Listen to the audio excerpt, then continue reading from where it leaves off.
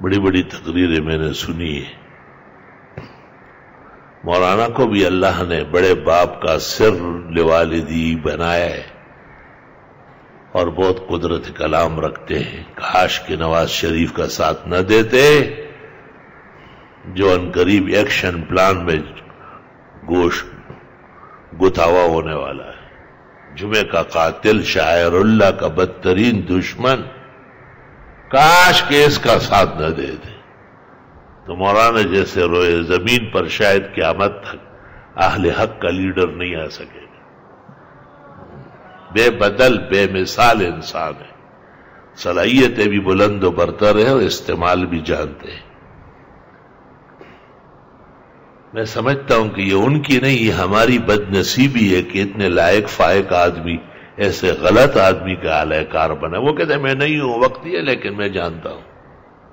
نانو زمونگا خور و کشامت کڑے نوے او دا ڈنڈ بخوگیدی خوگدا کرڑے پکے نوے.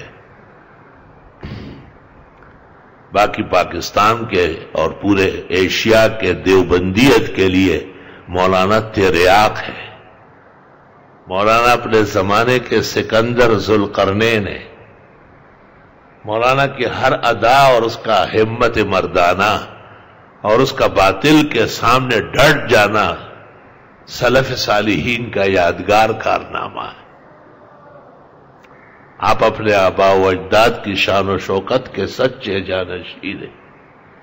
آپ دینی اداروں اور مطلبہ پر فنا ہے. بالکل مجھے ایک موقع پہ کہا ہے کہ جب بھی میں مارا جاؤں گا میری گردن کسی دینی مدرسے یا طالب کے لیے کٹے گی.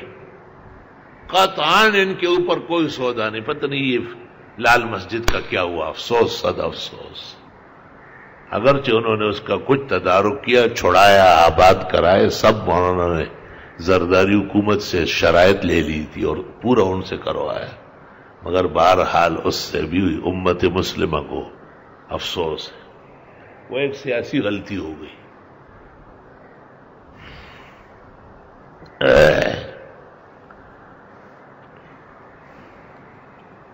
یہاں کراچی میں استاد محترم مولانا حبیب اللہ صاحب محتمم جامعہ اسلامیہ بنوری ٹاؤن شہید ہوئے تھے.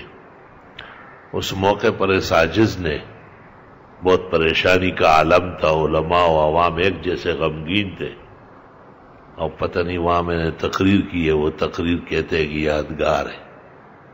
اس پر علامہ خالد محمود نے انگلینڈ سے مجھے فون کیا کہ اللہ آپ کو دیر تک سلامت رکھے. آپ کی تقریر نے ہمیں یہاں زندگی بخشی.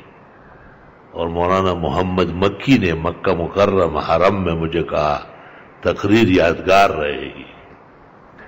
اور ضرب مومن جن سے کوئی خیر کا کام نہیں ہوا، اس تقریر کو ایسا سراہا کہ شاید اس دن کے لیے ضرب مومن نکلا تھا.